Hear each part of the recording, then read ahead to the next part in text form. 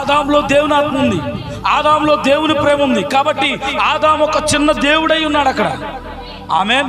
తన భార్యని ఎంతగా ప్రేమించాడంటే ఆమె పాపం చేసిందని సంగతి తెలుసు, ఆమె అతిక్రమం చేసిందని సంగతి తెలుసు, ఆమె దోషి అనే సంగతి తెలుసు కూడా ఆమెను హక్కున చేర్చుకున్నటువంటి గొప్ప వ్యక్తి ఆదామంట. తన భార్యను ప్రేమించుటలో క్రీస్తుని అక్కడ చూపించాడు. సంఘమును ప్రేమించట్లో దేవుడు ఎంతైతే ప్రేమను ఆ కలవరసలో చూపించాడో, ఆ రోజు పాపంలో ఉన్నటువంటి, అతిక్రమంలో ఉన్నటువంటి, దోషంలో ఉన్నటువంటి తన భార్యని ప్రేమించే విషయంలో కూడా ఆదామక క్రీస్తుని చూపించాడంట.